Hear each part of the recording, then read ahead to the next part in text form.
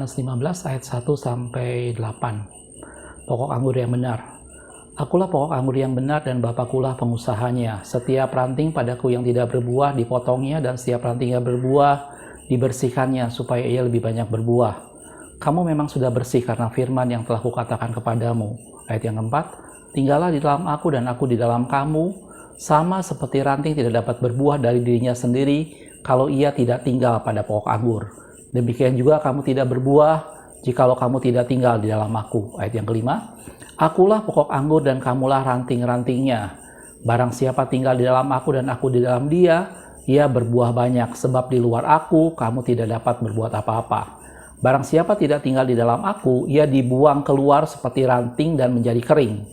Kemudian dikumpulkan orang dan dicampakkan ke dalam api lalu dibakar. Ayat yang ketujuh, jikalau kamu tinggal di dalam aku dan firmanku tinggal di dalam kamu, mintalah apa saja yang kamu kehendaki dan kamu akan menerimanya. Dan dalam hal inilah Bapakku dipermuliakan, yaitu jika kamu berbuah banyak, dan dengan demikian kamu adalah murid-muridku. Oke, shalom, selamat malam. Kita akan melalui channel Pelita Kakiku, karena firman-Mu adalah pelita bagi kakiku dan terang bagi jalanku. Ayat yang baru kita baca tentunya bukan sesuatu hal yang asing yang sering kita dengar, bagaimana Yesus berkata bahwa akulah pokok anggur yang benar, gitu ya. Dan di sana sampai Yesus berkata dua kali. Di ayat yang pertama Yesus berkata, akulah pokok anggur yang benar, dan kemudian Yesus berkata juga di ayat kelima, akulah pokok anggur, gitu ya.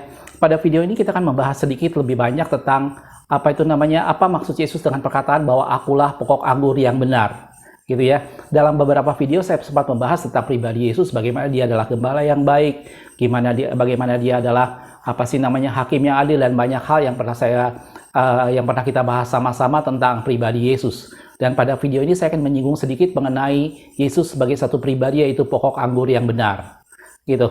Biasanya kalau kita lihat pohon anggur, mungkin kalau kita biasa di Indonesia, mungkin kita jarang melihat pokok anggur yang mempunyai suatu pokok pokok tertentu, dalam arti kata batang utamanya, karena dia biasanya berbentuk ranting-ranting kecil yang kemudian merambat pada satu seperti kayu-kayu yang jadi penyangganya, gitu ya, sehingga pohon anggur tadi merambat dan tidak kelihatan bagai cara cabang yang utama atau pokoknya, gitu ya. Di Indonesia biasanya kita melihat seperti itulah pohon anggur, jadi tidak kelihatan batang utamanya yang mana, gitu ya. Tetapi di sini Yesus menggambarkan bahwa akulah pokok anggur yang benar, akulah batang utama pada sebuah pokok anggur, dan kamulah ranting-rantingnya, gitu. Nah, kita akan lihat sebentar sebuah video, saya akan tunjukkan tentang bagaimana pohon anggur di Israel, yang tentunya sangat berbeda dengan pohon anggur yang biasa kita lihat dalam kehidupan sehari-hari. Yang tadi saya bilang, kalau dalam kehidupan sehari-hari biasanya kita buat kayu atau jeruji, kisi-kisi besi untuk biar pohon anggur itu merambat, karena dia tidak punya batang utama untuk menyangganya. Dia tidak punya pokok anggur yang utamanya, gitu ya. Jadi dia berupa ranting-ranting kecil yang merambat pada kayu penyangga yang kita buat, gitu ya. Tetapi itu berbeda dengan di Israel. Di Israel pohon anggurnya itu benar-benar seperti pohon yang biasa dengan satu batang utama yang menyangganya, gitu ya. Sebelum saya akan lanjutkan, kita akan nonton videonya sebentar, saudaraku ya. And the greatest symbol of this promise was the vineyard. For centuries, these regions were covered with vibrant, fertile grapevines. But after the destruction of Jerusalem in 70 AD, the Romans uprooted the vines and took them to Italy. For nearly 2,000 years, no vineyards existed on these mountains. But in the late 1990s, a few Jewish men came here with a goal to change that. Roman Caesars, the Greeks, they brought their best wine, not from Italy, not from French. They brought it from here, from Israel. But for 2,000 years, the land...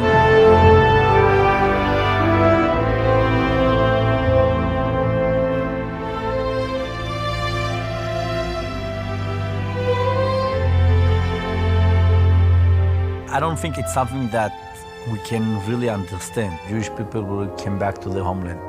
Second, that the land will come back to us. And from the moment that we came back, it's become a heaven. The third thing that many people really forgot, they don't see it. But the Bible talks about it many times, all over. That the entire world will come and will participate and will try to help. It's unbelievable. When I see it, I'm crying. The fact that we came back here, okay. But why?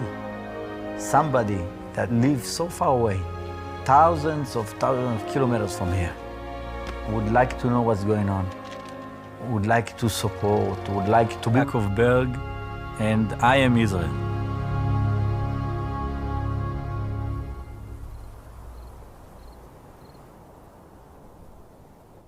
Oke, dari video tadi udah nampak jelas bahwa seperti itulah pohon anggur di Israel. Jadi itu berbeda dengan pohon anggur yang selama ini kita lihat di Indonesia. Dan itu menjadi sesuatu pohon di mana dia ada satu pasti namanya batang utama yang menjadi penyangganya, yaitu pokok anggurnya. Dan dari sanalah adalah ranting-rantingnya, gitu ya. Dan pelajaran yang sama-sama kita akan lihat tentang apakah yang Yesus maksudkan pada saat dia berkata bahwa akulah pokok anggur yang benar dan kamulah ranting-rantingnya. Gitu ya. Di sini saya perhatikan ada 3 hal yang penting kalau kita bicara soal Yesus adalah pokok anggur. Bagaimana itu semata-mata mengabarkan bahwa dia adalah sumbernya. Gitu ya. Dalam semua aspek kehidupan kita, pokok anggur ini bicara soal sesuatu yang sumbernya. Gitu ya. Source dari semua kehidupan kita ada pada pribadi Yesus, dan itu digambarkan seperti pokok anggur. Gitu ya. Mungkin kalau kita secara jasmani, orang sering menggambarkan bahwa beberapa bulan yang lalu di gereja tempat saya beribadah ada materi tentang fathering, di mana di sana digambarkan bahwa ayah itu sebagai satu sumber, gitu ya. Salah satu poinnya ditekankan bahwa ayah sebagai sumber. Mungkin kalau secara jasmani itu betul, bahwa ayah itu menjadi sumber, biasanya golongan darah anak mirip dengan ayahnya, ayah itu menjadi satu sumber untuk anak-anak dididik dan segala macam, itu tidak salah, gitu ya. Tetapi jangan lupa dalam perkara rohani yang menjadi sumber kehidupan kita adalah Yesus sendiri, dan itulah yang digambarkan dengan pokok anggur. Jadi kalau kita bicara pokok anggur, di sini kita bicara soal suatu sumber, gitu ya, suatu sumber dari segala sesuatu dalam kehidupan kita, gitu ya. Di sini saya akan jelaskan tentang 3 hal yang menyangkut sumber ini. Yang pertama, di sini bicara soal satu sumber untuk menopang sebuah kehidupan, gitu ya. Kalau kita perhatikan di Yohanes yang 15 tadi ayat yang ke-6 dikatakan, barang siapa tidak tinggal di dalam aku, ia dibuang keluar seperti ranting dan menjadi kering. Dengan kata lain, seorang ranting yang tidak menempel pada pokok anggur, maka dia akan menjadi kering dan dia akan dibuang. Dan bukan cuma itu, saudaraku, lanjutannya, kemudian dikumpulkan orang dan dicampakkan ke dalam api lalu dibakar. Gitu ya. Dan ini menjadi sesuatu bagaimana kita tidak punya pilihan kecuali kita harus menempel pada pokok anggur. Karena kalau kita tidak menempel pada pokok anggur, kita tidak mempunyai kehidupan itu sendiri. Dan pokok anggur di sini bicara bahwa Yesus sebagai sumber kehidupan Anda dan saya. Di luar dia kita akan mati. Mati secara rohani maupun mati secara jasmani. Dari sana digambarkan bahwa itu ranting akan menjadi kering dan akibatnya dia akan dibakar orang. Dan ini bicara soal kematian rohani. Gitu ya. Jadi terlepas sebenarnya ini agama kita apa, terlepas dari siapapun kita. Kalau kita tidak melekat pada Yesus, maka kita berhadapan dengan satu kenyataan bahwa kita akan dibuang ke dalam api, kita akan dibuang dan dibakar orang, kata firman Tuhan.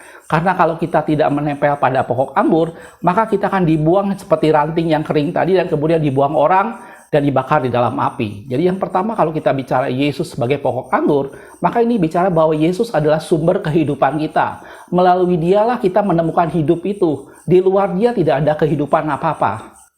Gitu ya. Dan kalau kita perhatikan dalam Yohanes 11 ayat 25 dikatakan, jawab Yesus, akulah kebangkitan dan hidup. Di dalam dia kita akan mengalami kebangkitan. Di dalam dia kita akan menemukan hidup. Karena Yesus berkata bahwa akulah kebangkitan dan hidup. Dan kalau kita percaya bahwa di akhir zaman nanti setelah kita meninggal, roh kita dibangkitkan, maka kebangkitan yang kita nantikan itu adalah kebangkitan di dalam Tuhan. Dan itu hanya dilakukan apabila kita melekat pada pokok anggur, yaitu Yesus sendiri. Karena dia adalah kebangkitan dan hidup. Gitu ya. Di dalam dia kita menemukan hidup yang kekal. Dan lanjutannya dikatakan, barang siapa percaya kepadaku, ia akan hidup walaupun ia sudah mati. Mungkin secara jasmani kita bisa mengalami kematian jasmani. Setiap manusia akan berhadapan dengan satu kenyataan bahwa suatu saat Anda dan saya secara jasmani kita akan mati. Tetapi dalam firman Tuhan dikatakan bahwa barang siapa percaya kepadaku, barang siapa percaya kepada Yesus, maka dia akan hidup walaupun dia sudah mati. Justru pada saat kita percaya pada Yesus, maka kematian jasmani menjadi sesuatu awal dari sebuah kehidupan secara rohani, awal dari sebuah kehidupan kekal. Karena Kristus adalah pokok anggur yang benar, dan itu adalah sumber kehidupan kita. Gitu ya. Dalam 1 Petrus 1 ayat yang ketiga dikatakan, terpujilah Allah dan Bapa Tuhan kita Yesus Kristus, yang karena rahmat-Nya yang besar, telah melahirkan kita kembali oleh kebangkitan Yesus Kristus, Kalau kita bicara soal kebangkitan, maka Yesus yang sudah terlebih dahulu bangkit, maka dia membuka jalan bagi kita. Makanya tidak ada kebangkitan di luar Kristus. Gitu ya. Tanpa Kristus, jangan Anda memimpikan suatu kebangkitan di mana kita memperoleh kehidupan yang kekal. Karena kebangkitan dan hidup itu hanya ada di dalam Kristus. Gitu ya, dilahirkan kembali oleh kebangkitan Yesus Kristus dari antara orang mati kepada suatu hidup yang penuh harapan. Jelas aku? Jadi yang pertama kalau kita bicara soal Yesus adalah pokok anggur, maka kita bicara soal pada dia adalah satu sumber kehidupan, gitu ya. Siapapun manusia yang ada di bumi ini, pilihan kita cuma satu, adalah kita melekat pada Kristus. Kalau kita tidak mau melekat pada Kristus, maka kita akan seperti ranting yang kering, yang kemudian akan dibakar orang di dalam api. Itu menjadi satu kenyataan yang kita tidak bisa tolak. Dan di dalam Kristus kita akan menemukan kehidupan, karena dia adalah hidup itu sendiri.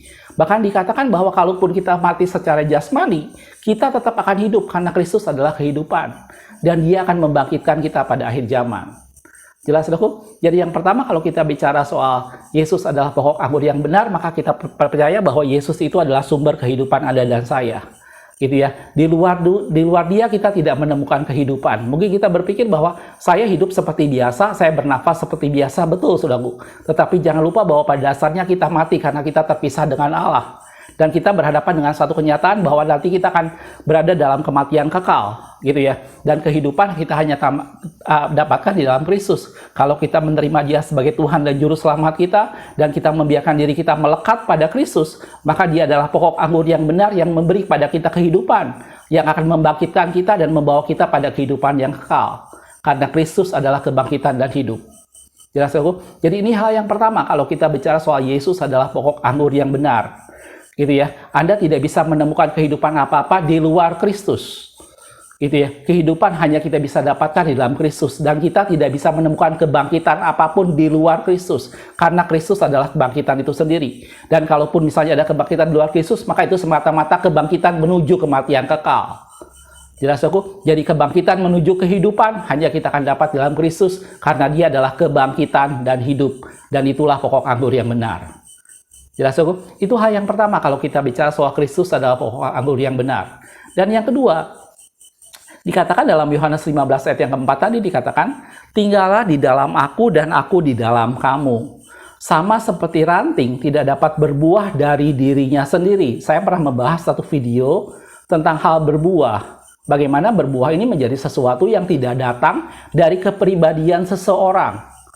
Gitu ya, dari dirinya sendiri. Kalau ia tidak tinggal pada pokok anggur, demikian juga kamu tidak berbuah jikalau kamu tidak tinggal di dalam aku. Jadi yang kedua, kalau kita bicara Yesus pokok anggur, maka dia adalah pribadi yang menjadi sumber kemampuan seseorang untuk berbuah. Gitu ya, seseorang berbuah, tadi saya sudah bilang, di banyak video saya juga pernah bahas bahwa berbuah bukan sesuatu yang datang karena personality seseorang. Bukan datang karena memang dia orangnya ramah. Bukan datang karena dia orangnya sangat lovely dan sangat menyenangkan. Bukan datang dari sana, tetapi semata-mata datang dari pribadi Allah, karena dia bersekutu dengan Allah. Dan akibat dia menempel pada pokok anggur, yaitu Yesus sendiri, maka memberikan kemampuan untuk dia berbuah. Gitu ya. Jadi hal yang kedua kalau kita bicara Yesus sebagai pokok anggur, maka itu menjadi bicara bahwa Yesus adalah sebagai sumber kemampuan seseorang untuk berbuah. Gitu ya. Dalam Yohanes 15 tadi, kita lanjutkan ayat yang kelimanya. Akulah pokok anggur dan kamulah ranting-rantingnya. Barang siapa tinggal di dalam aku dan aku di dalam dia, ia berbuah banyak. Hanya di dalam dia kita bisa berbuah. Gitu ya. Sebab lanjutannya, di luar aku kamu tidak dapat berbuat apa-apa. Jadi jelas saudaraku dalam firman Tuhan, jangan kita berpikir bahwa kita bisa berbuah dengan kemampuan kita, jangan kita berpikir bahwa kita bisa berbuah karena kepribadian dan personality kita, jangan kita berpikir bahwa kita bisa berbuah karena sesuatu yang istimewa yang ada pada kita, tetapi kita hanya bisa berbuah apabila kita melekat pada Kristus, karena Kristus adalah pokok anggur yang benar, dan Dia adalah sumber yang memampukan Anda dan saya berbuah. Di luar Dia kita tidak dapat berbuat apa-apa, tetapi kalau kita tinggal di dalam Dia, maka kita akan berbuah banyak, gitu ya. Dan tadi kalau Anda lihat videonya, kita lihat bagaimana setiap ranting itu mengeluarkan buah-buah anggur yang sangat lebat di sana, dan Anda bisa lihat bagaimana itulah pokok anggur yang menopangnya, gitu ya. Itu hal yang kedua kalau kita bicara bahwa Yesus adalah pokok anggur yang benar. Dia adalah sumber dari kehidupan kita, dan yang kedua Dia adalah sumber dari segala kemampuan kita untuk berbuah. Jangan kita berusaha berbuah dengan kemampuan sendiri. Jangan kita berusaha berbuah dengan apa yang kita anggap kita bisa lakukan. Tetapi ajar kita supaya kita berbuah dengan mengandalkan Tuhan. Pada saat kita melekat pada Tuhan, pada saat kita dekat pada Kristus, maka kemampuan yang datang dari Tuhan itu yang memampukan kita untuk berbuah. Dan orang akan mempermuliakan Tuhan dari buah-buah yang kita hasilkan. Jelas, saudaraku? Itu yang kedua. Dan yang ketiga dalam firman Tuhan dikatakan, di Yohanes 15 tadi, ayat 7-8 dikatakan, jikalau kamu tinggal di dalam aku dan firmanku tinggal di dalam kamu, mintalah apa saja yang kamu kehendaki dan kamu akan menerimanya. Saya pernah bahas hubungan antara berbuah dengan hubungan dengan doa. Bagaimana kalau kita berbuah dikatakan bahwa kamu bisa minta apa saja. Lanjutannya, dalam hal inilah Bapakku dipermuliakan, yaitu jika kamu berbuah banyak. Dan dengan demikian kamu adalah murid-muridku. Hal yang ketiga, kalau kita bicara Yesus adalah pokok anggur yang benar, maka itu memberikan kemampuan dalam banyak hal yang lain. Dalam pelayanan dalam hal kita berdoa, dalam hal segala sesuatu dalam aspek kehidupan kita. Itu Yesus menjadi sumbernya, gitu ya. Jangan kita berpikir, oh saya mau melayani dengan kemampuan kita. Oh saya mau berdoa dengan kemampuan kita. Tetapi ajarkan itu semua datang dari hati bahwa itu dilakukan karena kita mengandalkan Tuhan. Dan waktu kita melekat pada pokok anggur yang benar, maka Allah memberi kepada kita kemampuan untuk melakukan itu semua karena Dia adalah sumbernya. Dia sumber untuk kita berbuah, Dia sumber untuk kita mendapatkan kehidupan, dan Dia sumber untuk kita dapat melakukan banyak hal yang lain. Bagaimana kita bisa berdoa, bagaimana kita bisa melayani, bagaimana kita bisa mendapatkan sukacita dalam kehidupan dan manisnya hidup ini. Gitu ya. Dalam Yakobus 3 ayat 12 dikatakan, saudara-saudaraku, adakah pohon ara dapat menghasilkan buah zaitun? Dan adakah pohon anggur dapat menghasilkan buah ara? Demikian juga mata air asin tidak dapat mengeluarkan air tawar. Jadi sebenarnya tanpa kita berusaha sekalipun, kalau Anda dan saya melekat pada Kristus, maka karya Kristus pasti akan nyata dalam kehidupan kita. Karena apa? Karena sumber air yang sama akan mengalirkan air yang sama, gitu ya. Bagaimana mungkin mata air yang asin tidak dapat mengeluarkan air yang tawar? Tentunya tidak mungkin. Bagaimana mungkin pohon ara menghasilkan buah zaitun? Tentunya tidak mungkin. Kalau kita ada di dalam Kristus, maka Kristus memberikan kita kemampuan. Dia menjadi sumber pada saat kita berdoa, Dia menjadi sumber pada saat kita melayani, Dia menjadi sumber pada saat kita menjalani kehidupan kita sehari-hari, pada saat kita berhadapan dengan masalah dan segala macam. Dan itulah menggambarkan bahwa Kristus itu adalah pokok anggur yang benar. Jelas, dalam Ulangan 32 ayat 32 dikatakan seperti ini, sesungguhnya pokok anggur mereka berasal dari pokok anggur Sodom dan dari kebun-kebun Gomora. Terus buah anggur mereka adalah buah anggur yang beracun, pahit gugusan-gugusannya. Jadi di sini menggambarkan bahwa ada pokok anggur yang lain yang dikatakan bahwa pokok anggur ini berasal dari Sodom dan dari kebun-kebun Gomora, dan buahnya beracun, gitu ya. Karena itu Yesus berkata bahwa akulah pokok anggur, tetapi tidak sampai sana. Yesus berkata bahwa akulah pokok anggur yang benar, gitu ya. Ada pokok-pokok anggur di sekitar kehidupan Anda dan saya yang kita bisa jadikan sebagai satu pokok anggur, tetapi hati-hati bahwa itu bukan pokok anggur yang benar, gitu ya. Kita bisa meletakkan kemampuan kehidupan kita dalam kekayaan kita, dalam segala sesuatu yang kita miliki, dan kita merasa bahwa itulah sumber kehidupan kita, gitu ya. Itulah sumber segala sesuatu yang kita mampu lakukan. Tetapi jangan lupa bahwa pokok anggur yang benar, yang adalah sumber dari segala kehidupan kita, adalah Kristus sendiri, gitu ya. Dan Dia menjadi sumber bagaimana itu menopang seluruh kehidupan kita. Padanya kita akan menemukan hidup, gitu ya. Dan yang kedua, pokok anggur yang benar bicara soal pribadi Yesus, yang padanya kita bisa menghasilkan buah. Buah bukan datang dari kepribadian kita, buah bukan datang dari usaha kita. Dan yang ketiga, Yesus adalah pokok anggur yang benar sebagai sumber yang memampukan kita untuk menjalani kehidupan kita, memampukan kita untuk melayani, memampukan kita untuk berdoa. Dan itu adalah karena Kristus adalah pokok anggur yang benar. Jelas, saudaraku, pastikan Anda dan saya menempel pada pribadi, yaitu Kristus sendiri, karena Dia adalah pokok anggur itu sendiri. Kita tidak bisa melakukan segala sesuatu dengan kemampuan Anda dan saya, dengan kepandaian kita, dengan kekayaan kita, dengan kecakapan kita. Tapi mari kita andalkan Tuhan, karena Kristus adalah pokok anggur yang benar. Jelas, saudaraku? Dan menjadi sesuatu bagaimana yang membuat semuanya bisa terjadi apabila ranting tadi menempel pada pokok anggurnya. Dan sekarang apakah yang membuat ranting itu bisa menempel? Apakah yang mengikat antara ranting dengan pokok anggur?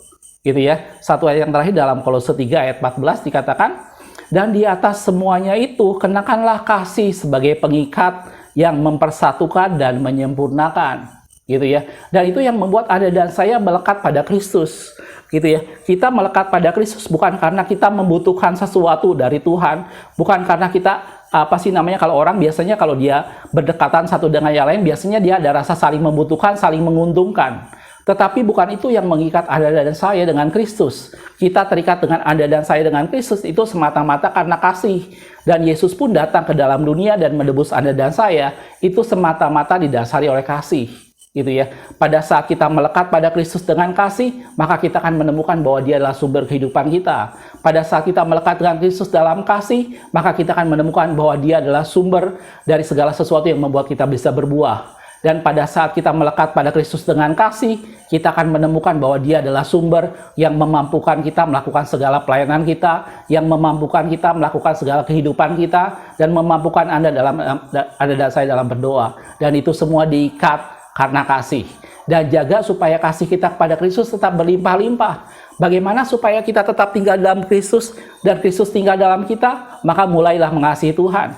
Maka biarkanlah kasih kepada Tuhan semakin berlimpah-limpah. Semakin Anda dan saya mengasihi Tuhan, maka kasih itulah yang menjadi pengikatnya.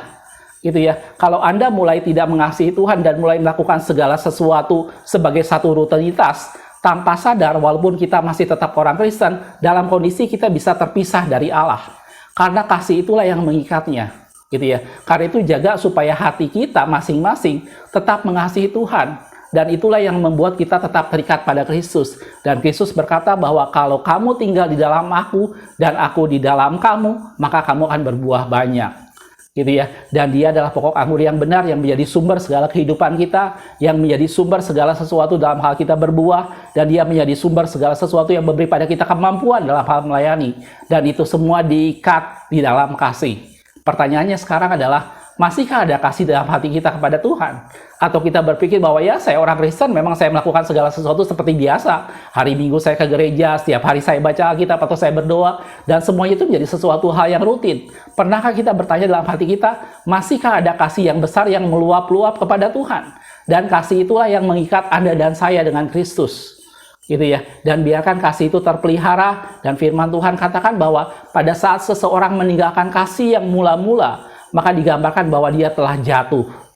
Jelas, saudaraku, jaga supaya kasih itu tetap ada, karena kasih itulah yang mengikat kita dengan Kristus, dan seperti itu juga Kristus mengikatkan dirinya dengan kita karena Dia mengasihi kita. Gitu ya. Atas dasar kasihlah Kristus datang menebus Anda dan saya, dan seperti itulah yang Dia minta daripada kita, bagaimana kita hidup mengasihi Dia dengan segenap hati, dengan segenap jiwa, dan dengan segenap kekuatan. Dan pada saat kita masih mengasihi Dia, dan pada saat kita menjaga hati kita penuh kasih, maka kita tetap terikat dengan Kristus dan kita tetap menempel pada pokok anggur yang benar. Jelas, saudaraku? Mudah-mudahan dari video yang sederhana ini mendapat pencerahan buat Anda semua bahwa itulah Yesus sebagai pokok anggur yang benar. Melalui Dia kita menemukan sumber itu. Dialah sumber segala kehidupan kita. Di dalam Dia ada kehidupan, di dalam Dia ada kebangkitan. Dia itu adalah sumber dari kemampuan kita untuk berbuah. Bukan karena kebaikan kita, bukan karena kepribadian kita, tetapi semata-mata karena Kristus. Gitu ya. Dan pokok anggur yang benar bicara bahwa Dia adalah sumber segala sesuatu dalam kemampuan kehidupan kita sehari-hari. Jangan hadapi kehidupan Anda dengan kemampuan kita. Banyak masalah di depan kita yang mungkin kita tidak bisa hadapi dengan kemampuan kita. Tapi kita butuh Kristus dan Dia adalah sumbernya. Karena Dia adalah pokok anggur yang benar. Dan biarkan kita tetap melekat dengan Dia dalam kasih, dan melalui kasihlah kita mengalami segala sesuatu yang Kristus sediakan. Jelas, saudaraku? Makasih sudah menonton. Kita ketemu di video berikutnya. Tuhan Yesus memberkati.